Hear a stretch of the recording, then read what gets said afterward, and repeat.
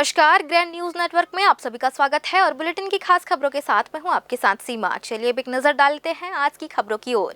खबरों का सिलसिला शुरू करें उससे पहले एक नजर आज की हेडलाइंस पर।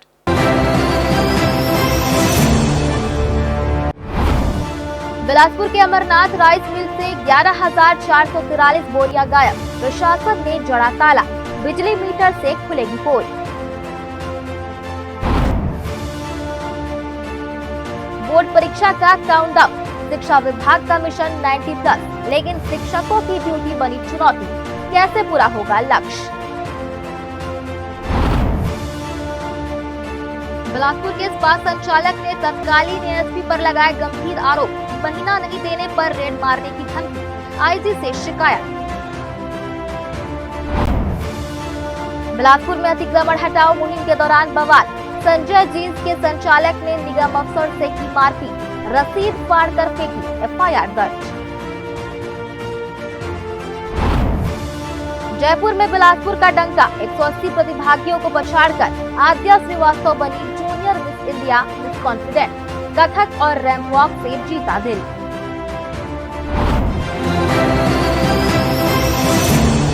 ये थी हेडलाइंस और अब खबरें विस्तार से। बिलासपुर में कस्टम मिलिंग के नाम पर सरकारी धान की अफरा तफरी का एक बड़ा मामला सामने आया है। सिरगिट्टी स्थित अमरनाथ राइस मिल में प्रशासन की औचक निरीक्षण के बाद बड़े फर्जीवाड़े की पोल खुली है, जहां रिकॉर्ड और गोदाम के मिलान में एक दो नहीं बल्कि 11,443 धान की बोरियां गायब मिली हैं। इतनी बड़ी मात्रा में धान का गायब होना सीधे तौर पर इसे खुले बाजार में बेचने की ओर इशारा कर रहा है। प्रशासन ने मिल को सील कर एफआईआर के आदेश दे दिए हैं। देखिए क्या है पूरी खबर। कलेक्टर के निर्देश पर एसडीएम के नेतृत्व में संयुक्त टीम ने जब शनिवार को अमरनाथ राइस मिल में दबिश दी तो वहां हड़कंप मच गया। मिल परिसर में धान की बोरियों को इतनी चालाकी और बेतरतीब ढंग से रखा गया था कि भौतिक सत्यापन और गिनती करने में टीम को पूरे 2 दिन लग गए। जांच में सामने आया कि मिल संचालक द्वारा स्टॉक रजिस्टर और जरूरी दस्तावेज अपडेट ही नहीं किए गए थे, जो नियमों का खुला उल्लंघन है। जब सरकारी उठाव के आंकड़ों और मौके पर मौजूद स्टॉक का मिलान किया गया तो 11,443 बोरियों की भारी कमी पाई गई। आशंका जताई जा रही है कि ये सरकारी धान अवैध रूप से खपा दिया गया है।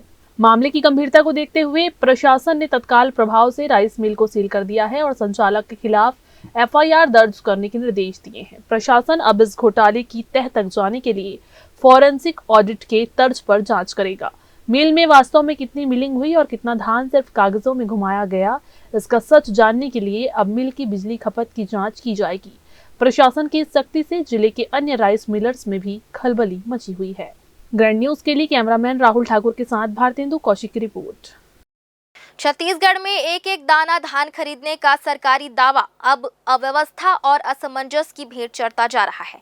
खरीफ सीजन 2025-26 अपने अंतिम चरण में है, लेकिन सरकार की बार बार बदलती नीतियों ने किसानों से लेकर सहकारी समितियों तक की नींद उड़ा दी है। शुरुआत में 21 क्विंटल प्रति एकड़ खरीदी का भरोसा दिया गया, फिर 17 क्विंटल का मौखिक दबाव बनाया गया और अब रकबा समर्पण जैसे नए निर्देशों से किसान परेशान हो रहे हैं। 31 जनवरी की डेडलाइन सिर पर है और लाखों टन धान अब भी खलिहानों में पड़ा है। देखिए यह रिपोर्ट।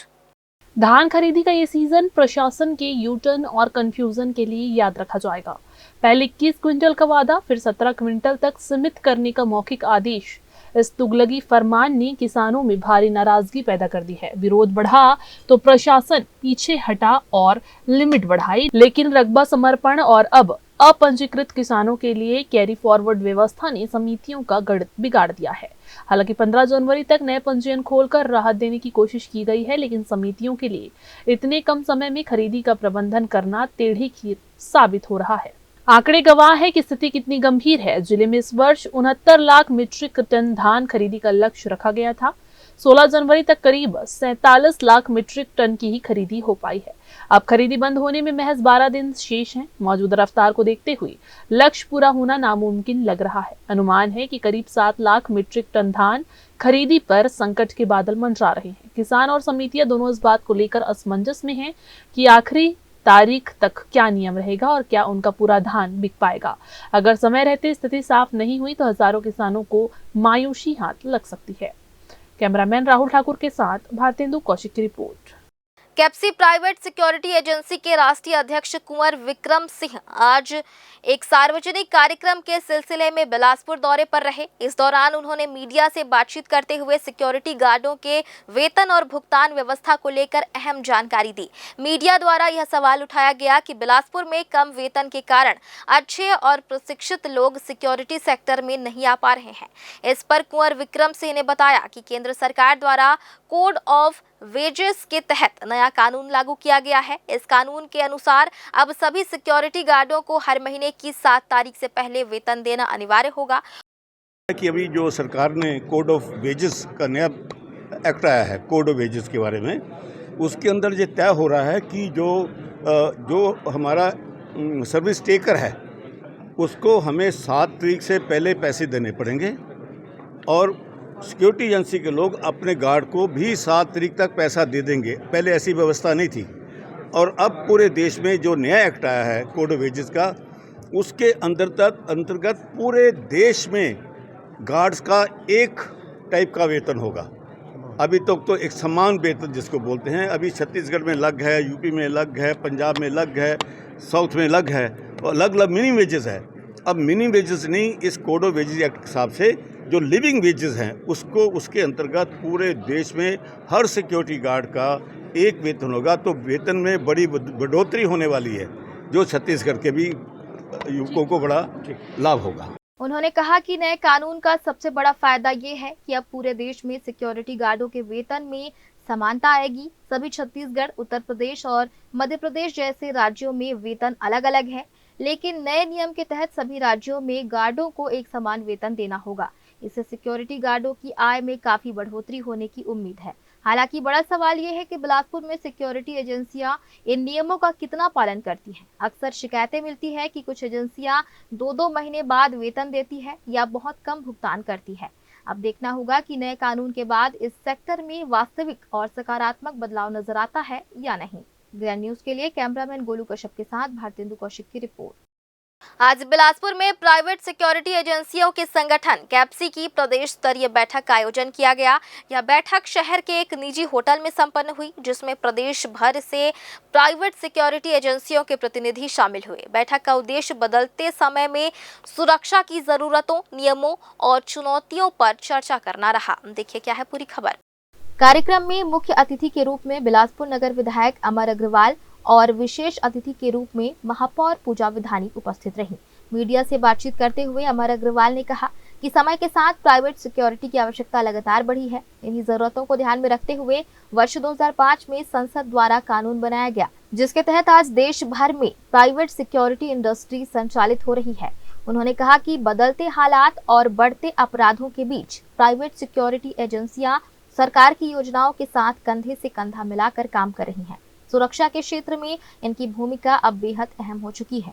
विधायक ने यह भी स्पष्ट किया कि बिना रजिस्ट्रेशन के कोई भी सिक्योरिटी एजेंसी नहीं चलनी चाहिए, ताकि सुरक्षा व्यवस्था मजबूत और भरोसेमंद बनी रहे। बैठक में कैप्सी के राष्ट्रीय अध्यक्ष कुंवर विक्रम सिंह भी मुख्य रूप से उपस्थित रहे। उन्होंने बताया कि देश में सबसे अधिक रोजगार देने वाले सेक्टरों में प्राइवेट सिक्योरिटी सेक्टर अग्रणी है। लाखों युवाओं को इस क्षेत्र में रोजगार मिल रहा है। उन्होंने कहा कि भारत सरकार द्वारा लागू प्राइवेट सिक्योरिटी एजेंसी एक्ट 2005 के कारण यह सेक्टर लगातार आगे बढ़ रहा है। प्राइवेट सिक्योरिटी इंडस्ट्री का जो सेंट्रल एसोसिएशन है कैप्सी, उसकी जो स्टेट लेवल की मीटिंग है आज बिलासपुर में आयोजित है, और समय के साथ प्राइवेट सिक्योरिटी की बहुत ज़रूरतें होंगी, और इन्हीं बात को रख के 2005 में हमारे देश की पार्लियामेंट में कानून बना, और उस कानून के तहत ये सारी प्राइवेट सिक्योरिटी इंडस्ट्री चल रही है। ज़रूरी है कि रजिस्टर्ड संस्था ही रहे, जिससे जो सिक्योरिटी लेने वाला है वो आश्वस्त हो सके। तो इस प्रकार की मीटिंगों में जो बहुत से उनके गवर्नमेंट से रिलेटेड विषय रहते हैं, या जो अपग्रेड भी रहता है, क्योंकि समय के साथ बहुत सी चीज़ें बदलती हैं, तो उसके लिए आज ये मीटिंग हो रही है। और मुझे ऐसा लगता है कि प्राइवेट सिक्योरिटी इंडस्ट्री का इस देश की कानून व्यवस्था में अपना एक योगदान है, और इनका योगदान और निरंतर अच्छे ढंग से कर सकें, किसी की ये मीटिंग है, मेरी शुभकामनाएं हैं। कि अभी जो सरकार ने कोड ऑफ वेजेस का नया एक्ट आया है, कोड ऑफ वेजेस के बारे में, उसके अंदर ये तय हो रहा है कि जो हमारा सर्विस टेकर है उसको हमें 7 तारीख से पहले पैसे देने पड़ेंगे और सिक्योरिटी एजेंसी के लोग अपने गार्ड को भी 7 तारीख तक पैसा दे देंगे। पहले ऐसी व्यवस्था नहीं थी और अब पूरे देश में जो नया एक्ट आया है कोड ऑफ वेजेस का, उसके अंतर्गत पूरे देश में गार्ड्स का एक टाइप का वेतन होगा। अभी तक तो एक समान वेतन जिसको बोलते हैं, अभी छत्तीसगढ़ में अलग है, यूपी में अलग है, पंजाब में अलग है, साउथ में अलग है और अलग अलग मिनिमम वेजेस है। अब मिनिमम वेजेस नहीं, इस कोड ऑफ वेजेस एक्ट के हिसाब से जो लिविंग वेजेस हैं उसके अंतर्गत पूरे देश में हर सिक्योरिटी गार्ड का एक वेतन होगा। तो वेतन में बड़ी बढ़ोतरी होने वाली है, जो छत्तीसगढ़ के भी युवकों को बड़ा लाभ होगा। कुंवर विक्रम सिंह ने यह भी बताया कि केएफसी द्वारा देश भर में सुरक्षा जागरूकता अभियान चलाए जा रहे हैं ताकि सुरक्षा केवल पुलिस या सिक्योरिटी तक सीमित न रहे बल्कि आम लोग भी सतर्क और जागरूक बने रहें। बैठक में सेक्टर के भविष्य और विस्तार पर भी विस्तार से चर्चा की गई। ग्रीन न्यूज के लिए कैमरामैन गोलू कश्यप के साथ भारतेंदु कौशिक की रिपोर्ट। फिलहाल वक्त हो चला है एक छोटे से ब्रेक का। ब्रेक के बाद भी खबरें जारी रहेंगी, बने रहिए ग्रीन न्यूज नेटवर्क के साथ। जय प्राइवेट ITI NCVT से मान्यता प्राप्त एंड ISO सर्टिफाइड 10वीं पास विद्यार्थियों के लिए 2 year electrician course, COPA 1 year course, computer operating and programming assistant course, best classroom facility, admissions open. Jai private ITI, Riverview colony, Koni, Bilaspur, Chhattisgarh. Break के बाद आप सभी का स्वागत है।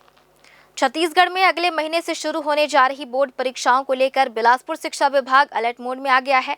जिला प्रशासन ने इस बार परीक्षा परिणामों को लेकर एक बड़ा और महत्वाकांक्षी लक्ष्य तैयार किया है, 90% से अधिक रिजल्ट। लेकिन सवाल यह है कि ये लक्ष्य हासिल कैसे होगा, क्योंकि जमीनी हकीकत ये है कि जिन शिक्षकों को पढ़ाना है वे विभागीय कार्यों और SIR ड्यूटी में उलझे हुए हैं। देखिए क्या है पूरी खबर। परीक्षा की घड़ी नजदीक आते ही बिलासपुर जिला शिक्षा विभाग में बैठकों का दौर तेज हो गया है। जिला शिक्षा अधिकारी विजय टांडे ने स्पष्ट निर्देश दिए हैं कि इस बार किसी भी हाल में रिजल्ट का ग्राफ ऊपर जाना चाहिए। इसके लिए विभाग ने विशेष रणनीति भी तैयार की है। प्राचार्यों और शिक्षकों से सीधा संवाद किया जा रहा है। फोकस इस बात पर है कि सिलेबस का रिवीजन कैसे हो, मॉडल प्रश्न पत्रों का अभ्यास कराया जाए और सबसे अहम कमजोर विद्यार्थियों को चिन्हित कर उन पर विशेष ध्यान दिया जाए। विभाग का दावा है कि उनकी तैयारी पूरी है और इस बार 90+ का आंकड़ा छुआ जाएगा। शुरू से ही हम उस पर काम कर रहे हैं, चाहे वो जो है सभी प्राचार्यों की बैठक की बात हो, बराबर हम मॉनिटरिंग भी कर रहे हैं। साथ में ब्लॉक स्तर के अधिकारी, जिला स्तर के अधिकारी अभी मॉनिटरिंग कर रहे हैं। साथ साथ इसमें हमें कलेक्टर महोदय का बहुत अधिक सहयोग हमें प्राप्त हो रहा है। अपेक्षा है कि आने वाला जो समय में जो परिणाम होगा हमारा 10वीं 12वीं बोर्ड का, वो बहुत अच्छा होगा, ऐसा उम्मीद मैं करता हूँ। साथ साथ शिक्षकों का भी हमने एक शिक्षक से अपना रूबरू होने का प्रयास किया है, उनको समझाने का प्रयास किया है। साथ साथ लगातार हम परीक्षा भी ले रहे हैं। अभी तत्कालीन रूप से कुछ दिन पहले अर्धवार्षिक की परीक्षा हुई थी, अभी जो है प्री बोर्ड की परीक्षा शुरू है। माने हर स्तर पर हम प्रयास कर रहे हैं कि रिजल्ट अच्छा हो और आशा है अच्छा ही नहीं बहुत अच्छा होगा, ऐसा मुझे लगता है, क्योंकि कलेक्टर साहब का मार्गदर्शन हमें प्राप्त हो रहा है। दावे अपनी जगह है, लेकिन जमीनी तस्वीर थोड़ी अलग है। कई स्कूलों में सिलेबस पूरा कराने की चुनौती बनी हुई है, क्योंकि बड़ी संख्या में शिक्षकों की ड्यूटी SIR और अन्य गैर शैक्षणिक कार्यों में लगाई गई है। इससे नियमित कक्षाएं प्रभावित हो रही है।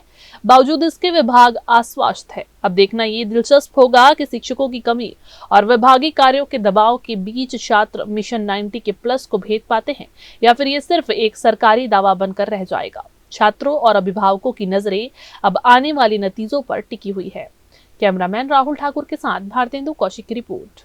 बिलासपुर शहर में जर्जर सड़कों का मुद्दा लगातार सुर्खियों में बना हुआ है। हालात ये हैं कि सिर्फ नगर निगम क्षेत्र ही नहीं बल्कि रेलवे परिक्षेत्र की सड़कें भी बदहाली का शिकार हैं। जगह जगह गड्ढे, उखड़ा डामर और टूटी सड़कों ने लोगों की परेशानी बढ़ा दी है।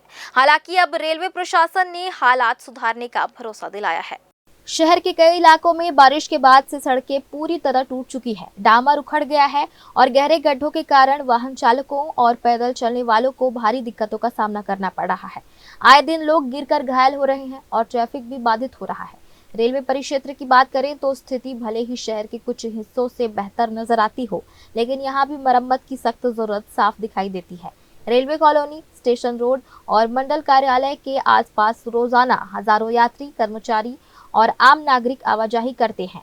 इन मार्गों पर मौजूद गड्ढे और टूटी सड़कें परेशानी का कारण बनी हुई है। इसी को लेकर जब बिलासपुर रेल मंडल के सीनियर डीसीएम अनुराग कुमार सिंह से सवाल किया गया तो उन्होंने माना कि रेलवे क्षेत्र की सड़कों में भी सुधार की आवश्यकता है।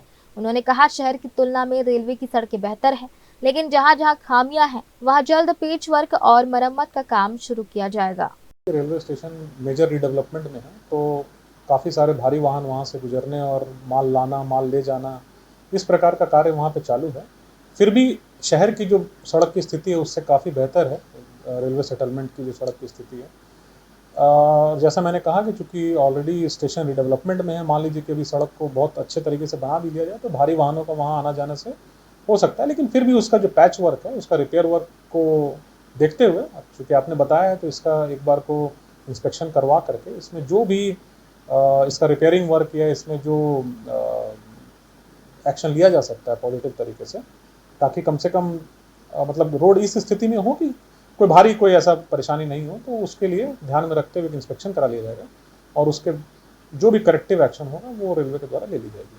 रेलवे अधिकारी ने यह भी बताया कि स्टेशन रीडेवलपमेंट प्रोजेक्ट के चलते कुछ मार्गों पर निर्माण कार्य प्रभावित हुआ है, जिससे सड़कों की हालत खराब हुई है, लेकिन जिन रास्तों से आम जनता को ज्यादा परेशानी हो रही है उनका निरीक्षण कर प्राथमिकता के आधार पर सुधार किया जाएगा। अब रेलवे प्रशासन के इस आश्वासन के बाद लोगों को उम्मीद है कि आने वाले दिनों में रेलवे परिक्षेत्र की सड़कें बेहतर होंगी और यात्रियों, कर्मचारियों व आम नागरिकों को गड्ढों से राहत मिलेगी। प्रेम न्यूज के लिए कैमरामैन गोलू कश्यप के साथ भारतेंदु कौशिक की रिपोर्ट। शहर के करीब 20,000 लोगों को जोड़ने वाले घुरु अमेरी तिफरा मार्ग पर बन रहा घुरु अंडरब्रिज अब लगभग पूर्णता की ओर है। लंबे इंतजार के बाद यह अंडरब्रिज राज्य सरकार और रेलवे के संयुक्त प्रयास से बनाया जा रहा है, जिस पर करीब 11 करोड़ 52 लाख रुपए की लागत आई है। घुरु अंडरब्रिज के बन जाने से तिफरा बाईपास से आने जाने वाला ट्रैफिक बिना रेलवे फाटक से सीधे गुजर सकेगा। इससे रोजाना रेलवे क्रॉसिंग पर लगने वाले जाम से लोगों को बड़ी राहत मिलेगी। आज जब ग्रैंड न्यूज की टीम मौके पर पहुंची तो देखा गया कि निर्माण कार्य तेज गति से चल रहा है।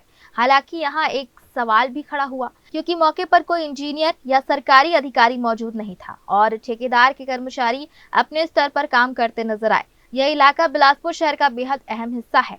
घुरु अमेरी और तिफरा क्षेत्र में शहर की बड़ी आबादी निवास करती है, लेकिन बीते 20 वर्षों से अमेरी रेलवे फाटक लोगों के लिए परेशानी का सबब बना हुआ है। जैसे ही फाटक खुलता है, 2 पहिया और 4 पहिया वाहन चालक जल्दबाजी में हॉर्न बजाते हुए निकलने की कोशिश करते हैं, जिससे अक्सर अव्यवस्था और हादसों की स्थिति बन जाती है। स्थानीय लोगों ने बताया कि फाटक बंद रहने की वजह से स्कूल जाने वाले बच्चों, ऑफिस जाने वाले कर्मचारियों और मरीजों को भारी दिक्कतों का सामना करना पड़ता है। कई बार तो लोगों को घंटों इंतजार करना पड़ता है। उनका कहना है कि अंडरब्रिज चालू होने के बाद यह समस्या हमेशा के लिए खत्म हो जाएगी और आवागमन आसान हो जाएगा। समस्या यही है, आने जाने की ज़्यादा समस्या है। ये बन जाएगा तो राहत मिलेगा भाई। कितने वर्षों से समस्या बनी हुई? ये तो 20 साल हो गया। अभी ज़्यादा समस्या बढ़ा है, क्योंकि उधर कॉलोनी बन गया तो आना जाना ज़्यादा आदमी का हो गया है। ज़्यादा हो गई। हाँ। और कब से रोड बनना चालू हुआ अंडरब्रिज जो है? ये 6-7 महीने हो गए भैया बनते। मिलने से इसमें कितनी प्रकार की सुविधाएं होगी? बहुत सा सुविधा मिलेगा भाई, आने जाने का सुविधा मिलेगा, टाइम का बचत मिलेगा। अभी आधा घंटा खड़ा होना पड़ता है, वो नहीं मिलेगा। जानकारी के अनुसार अंडरब्रिज के पूरी तरह चालू होते ही अमेरी रेलवे फाटक को स्थायी रूप से बंद कर दिया जाएगा। इसके बाद सभी छोटे बड़े वाहन अंडरब्रिज के माध्यम से ही आवागमन करेंगे। पहले इस परियोजना को 2025 के मध्य तक पूरा करने का लक्ष्य रखा गया था, लेकिन अब ठेकेदार की ओर से फरवरी 2026 के अंत तक काम पूरा करने की बात कही जा रही है। अब देखना यह होगा कि तय समय सीमा में यह कार्य पूरा होता है या नहीं, लेकिन इतना तय है कि घुरु अंडरब्रिज के बनने ही ये बहुत सब परेशानी आ जाते का है स्कूल लड़का मन के जो समय है ना वो खराब हो जाते हैं। अब यदि मोला जल्दी छोड़ के अब मैं दूसरा बार जाने वाला रहे, अब मोर समय पूरा खराब हो गया, इससे हो जाते। तो ये तो बहुत पहले बन जाना रही से, लेकिन अब पता नहीं सरकार का कारण कैसे तेना बन नहीं पाई। नहीं तो ये तो पहले बन जाना रहती तो ये परेशानी आज देखना नहीं पड़ती। बन जाही तो बहुत सबला राहत आही, काहे के समय उतना 10 मिनट 15 मिनट कभी कभी आधा घंटा रुकेल पड़ते, तो वो जो समय है ख़राब होते तो कोई अगला समय दिए है वो समय गए, तो एक कारण कुछ बहुत से काम है ना बिगड़ जाते हैं। लेकिन इतना तय है कि घुरु अंडरब्रिज के बनते ही हजारों लोगों को रोजाना की परेशानी से बड़ी राहत मिलने वाली है और शहर के ट्रैफिक सिस्टम में भी बड़ा सुधार देखने को मिलेगा। ग्रैंड न्यूज के लिए कैमरामैन गोलू कश्यप के साथ भारतेंदु कौशिक की रिपोर्ट। एक बार फिर से वक्त हो चला एक छोटे से ब्रेक का। ब्रेक के बाद भी खबरें जारी रहेंगी, बने रहिए ग्रैंड न्यूज नेटवर्क के साथ। जयजया प्राइवेट ITI NCVT से मान्यता प्राप्त एंड ISO सर्टिफाइड 10वीं पास विद्यार्थियों के लिए 2 year electrician course, COPA 1 year course, computer operating and programming assistant course, best classroom facility, admissions open. Jayjaya private ITI, Riverview colony, Koni, Bilaspur, Chhattisgarh. Break के बाद आप सभी का स्वागत है। न्यायधानी बिलासपुर में पुलिसिंग की साख पर बट्टा लगाने वाला एक बेहद गंभीर मामला सामने आया है। शहर के एक स्पा सेंटर संचालक ने पुलिस के आला अधिकारियों पर सुरक्षा देने के बजाय हफ्ता वसूली करने का सनसनीखेज आरोप लगाया है। स्पा संचालक ने तत्कालीन अतिरिक्त पुलिस अधीक्षक राजेंद्र जायसवाल और वर्तमान सिविल लाइन थाना प्रभारी के खिलाफ मोर्चा खोलते हुए IG से लिखित शिकायत की है। आरोप है कि मंथली रकम नहीं देने पर पुलिस ने बदले की भावना से स्पा सेंटर पर छापेमारी की। क्या है खाकी के भीतर का यह काला सच, देखिए यह रिपोर्ट। यह पूरा विवाद AV प्लाजा रिंग रोड 2 स्थित aqua wellness spa private limited से जुड़ा है। स्पा संचालक लोकेश सेन और अमन सेन ने बिलासपुर IG को सौंपे गए अपने शिकायत आवेदन में तत्कालीन ASP राजेंद्र जायसवाल पर गंभीर आरोप लगाए हैं। शिकायतकर्ता का दावा है कि शहर में स्पा चलाने के एवज में उनसे तत्कालीन ASP द्वारा हर महीने 30,000 रुपए की अवैध वसूली की जा रही थी। अमन सेन के मुताबिक यह सिलसिला लंबा चला, लेकिन जब दिसंबर 2025 में उन्होंने आर्थिक तंगी के कारण पैसे देने से मना कर दिए तो खाकी का रवैया बदल गया। आरोप है कि पैसा बंद होते ही धमकियां मिलने लगी और अंततः 6 जनवरी 2026 को पुलिस ने उनके सेंटर पर एक फर्जी और दबावपूर्ण रेड की कार्रवाई कर दी। पुलिस की टीम जब यहां आई तो उन्होंने चेकिंग किया, छानबीन किया, तो यहां पर कोई भी संदिग्ध गतिविधि नहीं मिला। यहां पे सब कुछ सही था और ना ही कुछ गलत चीज़ें और ना ही कोई कस्टमर यहाँ पे गलत चीज़ करते हुए मिले हैं। जो मेरा 36 मॉल में गए थे वहाँ पर भी मेरे कस्टमर मौजूद थे, कस्टमर मिले हैं, पर वहाँ पर कोई भी संदिग्ध गतिविधि अनैतिक कार्य करते हुए नहीं पाया गया है। मेरे यहाँ 36 मॉल में जो शॉप संचालित है एक्वा स्पा, वहाँ से मैं 30,000 रुपये एडिशनल SP जो राजेंद्र जायसवाल जी थे उनको देता था हर महीने, और जो मेरा महाराणा प्रताप चौक में संचालित है वहाँ से 25,000 रुपये हर महीने में TI सर के आरक्षक को हर महीने देता था। सिविल लाइन थाना के जो TI सर हैं अभी उनको उनके आरक्षक को मैं हर महीने देता था। उसको मैंने 2 महीने से पैसा नहीं दिया। कब से देना बंद किया पैसा? दिसंबर से मैंने देना बंद किया। हाँ। उसके बाद जनवरी में मेरे यहाँ आके कार्रवाई किया गया और ऐसा कुछ भी चीज़ गलत नहीं पाया गया। सबसे बड़ा कारण यही है कि हम लोग ने उनको पैसा देना बंद कर दिया था, पैसा नहीं दिया 2 महीने तक, इस वजह से ये कार्रवाई किया गया। जिस कोई शिकायत है, इसकी शिकायत वरिष्ठ अधिकारी चाहे मेरे कार्यालय में करे चाहे पुलिस महानिरीक्षक महोदय के कार्यालय में करे, और वो ऐसी शिकायत जो भी आएगी उसमें कोई भी कितना भी बड़ा अधिकारी हो या कोई भी इस तरीके की अगर गलत कोई चीज़ उसका दिखाया जा रहा है तो उसमें क्या सच्चाई है, क्या चीज़ें हैं, उसकी जांच होगी। स्पा सेंटर में कार्रवाई तो बिल्कुल होगी। नियम कानून के तहत अगर कोई नहीं करेगा, कोई भी व्यवसाय जो नियम कायदे कानून है वहाँ पर उनको रिकॉर्ड रखना है सभी अपने कस्टमर्स का, और जो नियमानुसार जिस तरीके के लाइसेंस की शर्तें होती हैं उसके अनुसार यदि कोई किसी भी व्यवसाय में लगेगा और वहाँ की सूचनाएं पुलिस को आएंगी कि यहाँ गलत हो रहा है और तो उसमें कार्रवाई होगी। इस मामले में आग में घी डालने का काम सोशल मीडिया पर वायरल हो रहे एक वीडियो ने किया है। दावा किया जा रहा है कि इस वीडियो में तत्कालीन एएसपी और स्पा संचालक के बीच लेन देन को लेकर बातचीत कैद है। पीड़ित पक्ष ने आईजी से गुहार लगाई है कि उनके पास वसूली के पुख्ता सबूत हैं और मामले की निष्पक्ष जांच कराई जाए। साथ ही उन्होंने दोषी पुलिस कर्मियों पर सेवा नियमों के उल्लंघन और अवैध उत्पीड़न का मामला दर्ज करने की मांग की है। अब देखना होगा कि विभाग अपने ही कर्मचारियों के खिलाफ लगे इन गंभीर आरोपों पर क्या कार्रवाई करता है या फिर जांच के नाम पर मामले को रफा दफा कर दिया जाता है। ग्रैंड न्यूज के लिए कैमरामैन राहुल ठाकुर के साथ पिंटू दुबे की रिपोर्ट। राजधानी बिलासपुर में अतिक्रमणकारियों के हौसले बुलंद है। शहर में सरकारी काम में बाधा डालने और निगम के अधिकारियों के साथ सरेआम बदसलूकी करने का एक गंभीर मामला सामने आया है। अग्रसेन चौक के पास अतिक्रमण और अवैध पार्किंग पर कार्रवाई करने पहुंची निगम की टीम को व्यापारियों के भारी विरोध का सामना करना पड़ा। हद तो तब हो गई जब संजय जींस नामक दुकान के संचालक ने निरीक्षक के साथ न केवल धक्का मुक्की की बल्कि कार्रवाई की रसीद फाड़कर उन पर फेंक दी। देखिए क्या है पूरी रिपोर्ट। घटना शहर के व्यस्तम इलाके अग्रसेन चौक की है। नगर पालिका निगम के सब इंस्पेक्टर दीपक कुमार पंकज अपनी टीम के साथ पुराना बस स्टैंड रोड पर स्वच्छता पेट्रोलिंग और अतिक्रमण हटाने निकले थे। टीम ने पाया कि दुकानदारों ने सड़क और नाले के ऊपर बेतरतीब ढंग से गाड़ियां खड़ी करवा दी हैं, जिससे यातायात बाधित हो रहा है। अधिकारियों ने जब नियमानुसार दुकानों के चालान काटने शुरू किए तभी संजय जींस के संचालक मौके पर पहुंचे और हंगामा शुरू कर दिया।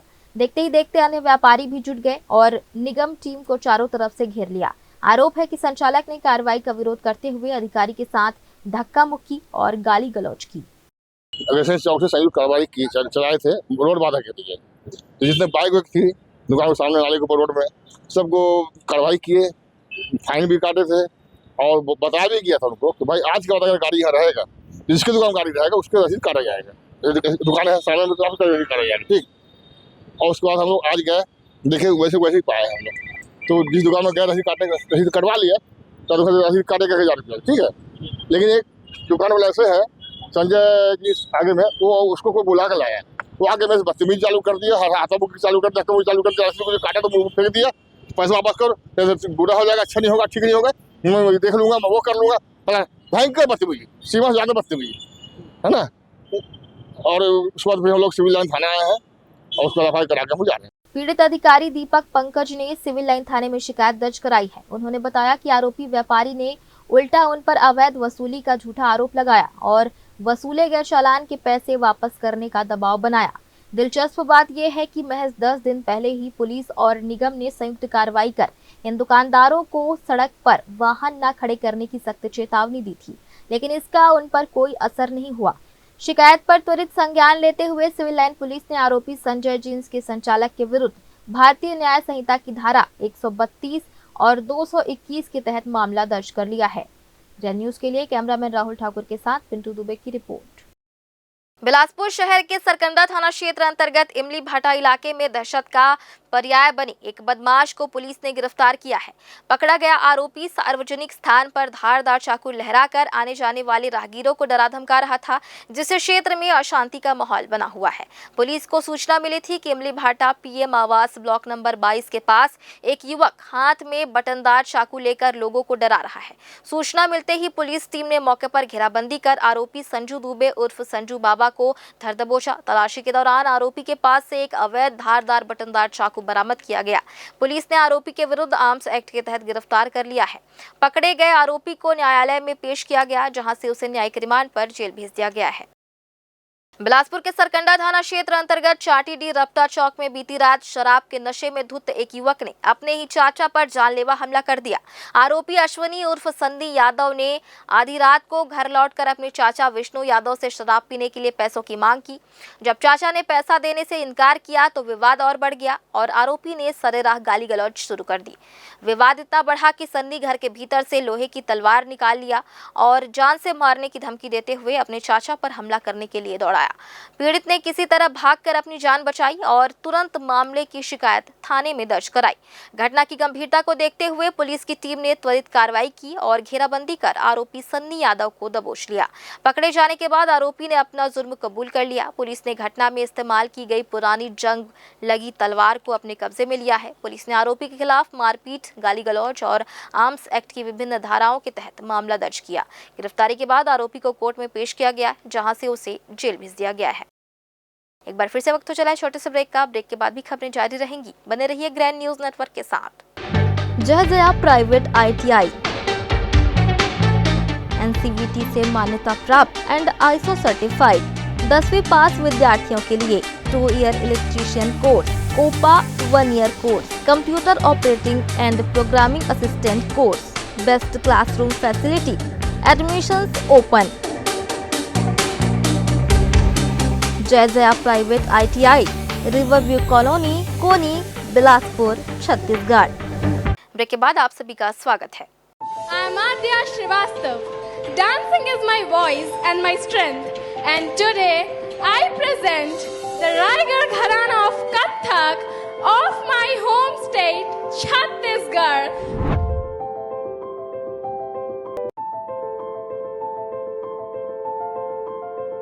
छत्तीसगढ़िया सबसे बढ़िया।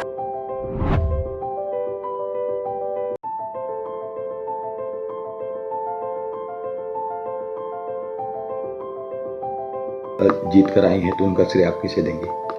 मैं उनका श्रेय अपने माता पिता को दूंगी। उन्होंने मेरे अंदर आत्मविश्वास जगाया। बिलासपुर की धरती ने एक बार फिर देश के मानचित्र पर अपनी प्रतिभा का लोहा मनवाया है। न्यायधानी की होनहार सुपुत्री आद्या श्रीवास्तव ने राजस्थान की गुलाबी नगरी जयपुर में आयोजित प्रतिष्ठित जूनियर मिस इंडिया प्रतियोगिता में अपनी सफलता का परचम लहराया है। 5 सितारा होटल क्लार्क आमेर में सजे इस भव्य राष्ट्रीय मंच पर आद्या ने न केवल अपनी खूबसूरती बल्कि अपने असाधारण आत्मविश्वास से मिस कॉन्फिडेंट का खिताब अपने नाम किया।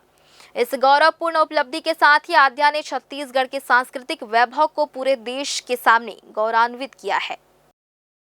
जयपुर की चकाचौंध भरी शाम उस वक्त बिलासपुर की नाम हो गई जब नन्ही आद्या श्रीवास्तव ने देश के 25 प्रमुख शहरों से आए करीब 180 प्रतिभागियों को पछाड़कर जीत का ताज पहना। DPS बिलासपुर में कक्षा 7वीं की छात्रा आद्या ने 3 दिनों तक चले इस कड़ी प्रतिस्पर्धा में अपने वॉक कौशल, शालीनता और रैंप वॉक से बॉलीवुड की मशहूर अभिनेत्री रीवा अरोड़ा और दिग्गज निर्माता मनीष सिंह जैसे जजों को मंत्रमुग्ध कर दिया। वहाँ पे टोटल में 172 लोग थे पार्टिसिपेंट्स, और ऐसे मैंने कुछ सोचा नहीं था। मेरा बचपन से इस चीज़ में इंटरेस्ट है, ये मेरी हॉबी है। तो मैंने एक बार कहीं देखा था तो मैंने सोचा कि इसमें पार्टिसिपेट करते हैं। फिर मैंने रायपुर में ऑडिशन दिया, फिर ऑडिशन बहुत अच्छा गया और मैं सेलेक्ट हो गई। फिर उसके बाद ट्रेनिंग सेशन चले, सब चला, फिर मेरा थोड़ा कॉन्फिडेंस आया और फिर वही मैं बस ग्रैंड फिनाले में बस पहुंच गई। एक मिस यूनिवर्स इंडिया है नोएनीता लोध, उन्होंने हमें ऑनलाइन ट्रेनिंग सेशंस दिए थे। तो आज आप जो जीत कर आई हैं तो उनका श्रेय आप किसे देंगे? मैं उनका श्रेय अपने माता पिता को दूंगी। उन्होंने मेरे अंदर आत्मविश्वास जगाया और उन्होंने जो कुछ भी मैं आज हूँ मैं उन्हीं की वजह से हूँ। फ्यूचर में मैं अपने पढ़ाई के साथ साथ इन्हीं सब चीज़ों को साथ लेकर चलूँगी और जो बड़ा मिस इंडिया मिस यूनिवर्स है उसमें मैं पार्टिसिपेट करना चाहूँगी। कथक भी जानती हैं? हाँ, मैं कथक डांस मैं वासंती वैष्णव मैम के पास जाती हूँ, कला विकास केंद्र। मैं वहाँ से मैं 2nd ईयर कोर्स कर रही हूँ कथक का। आद्या की इस जीत की सबसे बड़ी खास बात उनकी सांस्कृतिक जड़ें रही। रायगढ़ घराने की प्रसिद्ध नृत्यांगना वासंती वैष्णव की शिष्या आद्या ने टैलेंट राउंड में जब कथक की भाव भंगिमाएं पेश की तो पूरा हॉल तालियों की गड़गड़ाहट से गूंज उठा। उनकी इस कलात्मक यात्रा को धार देने में पूर्व मिस इंडिया यूनिवर्स नयोनीता लोध का विशेष प्रशिक्षण और नामी डिजाइनर रीमा मखीजा की पोशाकों का बड़ा योगदान रहा। पूर्व क्रिकेटर व वर्तमान में CMPDI के विभागाध्यक्ष आलोक श्रीवास्तव और श्रीमती आंचल श्रीवास्तव की पुत्री आद्या ने अपनी इस सफलता का श्रेय अपने दिवंगत दादा दादी और नाना नानी के आशीर्वाद को दिया है। आद्या की ये उड़ान यही रुकने वाली नहीं है। उन्होंने अभी से भविष्य में सीनियर मिस इंडिया बनकर देश का प्रतिनिधित्व करने का लक्ष्य तय कर लिया है। आद्या की इस राष्ट्रीय उपलब्धि ने बिलासपुर के खेल, कला और फैशन जगत में उत्साह का संचार कर दिया है। कैमरामैन राकेश मिश्रा के साथ पिंटू दुबे की रिपोर्ट। बिलासपुर के राजकिशोर नगर स्थित स्मृति वन रविवार को छत्तीसगढ़ी संस्कृति और आपसी भाईचारे के अनूठे रंगों में सराबोर नजर आया। मौका था छत्तीसगढ़ रेल कर्मचारी अधिकारी संगठन द्वारा आयोजित वार्षिक सम्मेलन और वनभोज का। प्रकृति की गोद में आयोजित इस कार्यक्रम में रेलवे की व्यस्त दिनचर्या से दूर अधिकारियों और कर्मचारियों ने अपने परिवारों के साथ सुकून के पल बिताए। इस दौरान न केवल संगठन की मजबूती पर चर्चा हुई, बल्कि अपनी माटी और भाषा के प्रति अटूट प्रेम भी देखने को मिला। देखिए खास रिपोर्ट। रेलवे के पहियों की रफ्तार से इतर रविवार को बिलासपुर के स्मृति वन में जिंदगी की एक अलग ही रफ्तार देखने को मिली, जो सुकून और अपनत्व से भरी थी। छत्तीसगढ़ रेल कर्मचारी अधिकारी संगठन ने इस छुट्टी के दिन को वन भोज के जरिए बेहद खास बना दिया। इस वार्षिक सम्मेलन का केंद्र बिंदु रही छत्तीसगढ़ भाषा और यहाँ का पारंपरिक खान पान। संगठन का मानना है कि रेलवे जैसे विशाल राष्ट्रीय संस्थान में काम करते हुए भी अपनी जड़ों, स्थानीय भाषा और संस्कृति को बचाए रखना बेहद जरूरी है। इसी उद्देश्य के साथ हर साल यह आयोजन किया जाता है, जहां पद और प्रतिष्ठा की दीवारों से परे अधिकारी और कर्मचारी एक बड़े परिवार की तरह घुल मिल जाते हैं। रेलवे के वरिष्ठ अधिकारियों ने भी अपनी उपस्थिति दर्ज कराई, जिससे कर्मचारियों का उत्साह दोगुना हो गया। जय जोहार, जय छत्तीसगढ़ संगवारी हो। जैसे कि हमन 15-20 साल से वार्षिक मिलन समारोह मनाता हन। हमार उद्देश्य है कि जितना भी छत्तीसगढ़िया रेलवे कर्मचारी अधिकारी है, एमन इस संगठन से हमार जुड़े, ताकि हमन एक दूसरे से जान पहचान बढ़े और सबके मेल जुलाप हो। ये उद्देश्य से हमन हर साल प्रोग्राम ला मनाथन। हमार मेन उद्देश्य है कि छत्तीसगढ़ी ला बढ़ावा देना। तो हमन चाहतन कि हमार बाल बच्चा सब जिन छत्तीसगढ़ी बोलें, लिखें, पढ़ें, घर में भी छत्तीसगढ़ी बोलें, चाहे बाहर जहाँ भी रहो लेकिन छत्तीसगढ़ी बोलें। और सब जिन रेलवे कर्मचारी लेकर एक साथ जोड़ना चाहतन, ताकि एक दूसरे से पहचान बढ़े। वनभोज की रौनक तब और बढ़ गई जब मंच पर छत्तीसगढ़ी संस्कृति जीवंत हो उठी। पारंपरिक लोकगीतों की धुन और नृत्यों की थाप ने वहां मौजूद हर शख्स को झूमने पर मजबूर कर दिया। इन रंगारंग प्रस्तुतियों के बीच संगठन के भावी लक्ष्यों और कर्मचारी कल्याण पर भी गंभीर मंथन हुआ। विशिष्ट अतिथियों का सम्मान किया गया और संकल्प लिया गया कि यह एकजुटता आगे भी बनी रहेगी। हमन ये वन भोज कार्यक्रम में शामिल होहन, जेमा सब भाई बहनी रेलवे के जेमा रंगारंग कार्यक्रम है। लइका मन के, सियान मन के नाच गाना, खेल कूद हेवे और नया जो हमारे भाई बहनी जुड़े हेवे रेलवे में, तेकर परिचय भी हवय। और एमा सब कोई मिलजुल के अच्छा ये वन भोज कार्यक्रम ला हमन मनात हन। हम सब रेलवे कर्मचारी के लेडीज़ लोग हैं, पिकनिक दिवस मनाए बर आए हैं, एकत्रित हुए हैं। और सब यहाँ पर जितना हम लोको पायलट और रनिंग स्टाफ के मन हैं, तेमन एक दिन साल में एक दिन ऐसे निकालते हैं कि सब मिलन और एक साथ मिलजुल के उत्सव मनान और एक दूसरे से मिलिन। ऐसे मतलब एक लिए ये प्रोग्राम रखे जाते और एमा आके सब लोग अनुभव और अच्छा लगते। ठीक है। अंत में वन भोज में परोसे गए ठेठ छत्तीसगढ़ी व्यंजनों ने इस आयोजन में स्वाद का तड़का लगा दिया। प्रकृति के बीच सामूहिक भोज और आत्मीय चर्चाओं ने रेल परिवार के रिश्तों में नई मिठास खोल दी है। ग्रैंड न्यूज के लिए कैमरामैन राकेश मिश्रा के साथ पिंटू दुबे की रिपोर्ट। सामाजिक समरसता और रिश्तों की डोर को मजबूत करने के उद्देश्य से बिलासपुर के अशोकनगर में डडसेना कलार विकास समिति द्वारा भव्य परिचय सम्मेलन का आयोजन किया गया।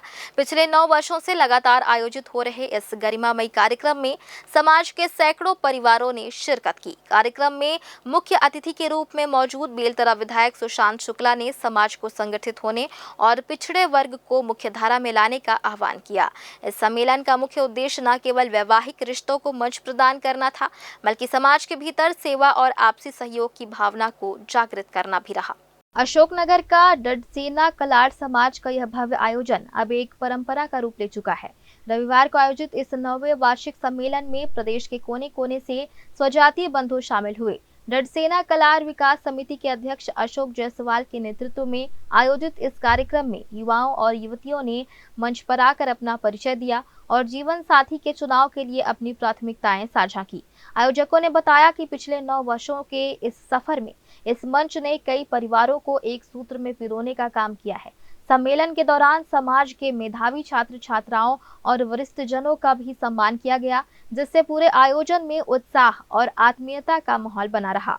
जिस समाज के अग्रज भगवान दत्तात्रेय सिद्ध करके अजान बाहुबली हजार हाथ, आज वो समाज से एक प्रतिनिधि हुए के नाते आग्रह करत हो कि आपके समाज की एक हाथ सेवा क्षेत्र पर भी बढ़ना चाहिए। 7 समुद्र पार की शैतानी शक्ति जब मतांतरण के माध्यम से हमला चुनौती देवत है, तब हर समाज की स्थिति सहस्त्रबाहु भगवान के रूप में धारण करके भगवान अर्जुन के रूप में हमला सेवा क्षेत्र बढ़ाना चाहिए, ताकि धर्मांतरण उपाख्य मतांतरण की व्यवस्था समाज से कोसों दूर रहे। डडसेना कला विकास समिति बिलासपुर के तत्वाधान में परिचय सम्मेलन और युवती परिचय सम्मेलन और सामाजिक मिलन कार्यक्रम हमारे द्वारा किया जा रहा है। और ये कार्यक्रम हमारे ये 9वां वर्ष है। 9 वर्ष हम लोग कर रहे हैं। इसमें हम युवा युवती को एक मंच देते हैं जिसमें अपना परिचय दें और शादी योग्य या जो भी अपना कारोबार है उसके बारे में बताएं। पहला उद्देश्य सामाजिक एकजुटता है, दूसरा उद्देश्य परिचय सम्मेलन है युवा युवती का, वह योग्य अपने बारे में बताएं। प्रति वर्ष कम से कम 200 यहाँ पे पंजीयन के लिए आते हैं, उसमें से 50% से अधिक लोग का इस पत्रिका के माध्यम से विवाह तय होता है। कार्यक्रम को संबोधित करते हुए बेलतरा विधायक सुशांत शुक्ला ने डडसेना कलार समाज के इस प्रयास की सराहना करते हुए कहा कि आज के दौर में समाज को सशक्त बनाने के लिए आपसी मेलजोल और पिछड़े वर्ग की सहायता सबसे अनिवार्य है। उन्होंने जोर दिया कि सामाजिक कार्यक्रमों के माध्यम से ही हम अपनी जड़ों से जुड़ सकते हैं और एक सशक्त राष्ट्र का निर्माण कर सकते हैं। विधायक ने समाज के युवाओं से अपील की कि वे शिक्षा और सामाजिक सेवा के क्षेत्र में आगे आएं। कार्यक्रम के अंत में समिति के पदाधिकारियों ने आगामी वर्षों में इस सम्मेलन को और अधिक व्यापक बनाने का संकल्प लिया। इस दौरान राकेश खरे, आलोक सहित समाज के अनेक वरिष्ठ पदाधिकारी, महिला शक्ति और युवा वर्ग बड़ी संख्या में उपस्थित रहे। ग्रैंड न्यूज के लिए कैमरामैन राकेश मिश्रा के साथ पिंटू दुबे की रिपोर्ट। हथियारों के दम पर नेशनल हाईवे और पेट्रोल पंपों को निशाना बनाने वाले एक शातिर अंतर जिला गिरोह का बिलासपुर पुलिस ने अंततः प्रहार कर खात्मा कर दिया है। पिछले कुछ दिनों से बिलासपुर और कोरबा जिले के सीमावर्ती इलाकों में दहशत का पर्याय बने 3 नकाब पोस्ट लुटेरों को घेराबंदी कर पकड़ा गया। पकड़े गए आरोपियों के पास से वारदात में इस्तेमाल की गई पल्सर मोटरसाइकिल, एक अवैध देशी कट्टा, जिंदा कारतूस, धारदार चाकू और लूटी गई नकदी बरामद की गई है। इस गिरोह ने न केवल बिलासपुर के रतनपुर बल्कि पड़ोसी जिले कोरबा के पाली और शैतमा इलाकों में भी लूट की कई सनसनीखेज वारदातों को अंजाम दिया था। देखिए क्या है पूरी खबर। पुलिस के सामने सबसे बड़ी चुनौती आरोपियों की पहचान थी। पुलिस की संयुक्त टीम ने घटनास्थल और उसके आसपास के लगभग 200 से अधिक सीसीटीवी कैमरों के फुटेज खंगाले। तकनीकी जांच और मुखबिरों से मिली सूचना के आधार पर संदिग्ध वेद प्रसाद उर्फ निलेश वैष्णव को उसके साथियों के साथ बेलतरा के पास घेराबंदी कर दबोच लिया गया। कड़ाई से पूछताछ करने पर आरोपियों ने कबूल किया कि उन्होंने 11 जनवरी को रतनपुर के जाली स्थित बीबी पेट्रोल पंप पर सेल्समैन को कट्टा दिखाकर 15,000 रुपए लूटे थे। इसके अलावा उन्होंने 16 जनवरी को चैतमा के पेट्रोल पंप और 9 जनवरी को पाली में एक प्रॉपर्टी डीलर के साथ भी लूटपाट की बात स्वीकार की। तिफरा यदुनंदन नगर के आसपास का रहने वाला है। उसी के साथ जब उससे पूछताछ की गई कड़ी तो उसी ये मेन आरोपी जय दिवाकर, उसके साथ सूरज साहू और प्रदीप धूरी, इनको गिरफ्तार किया गया।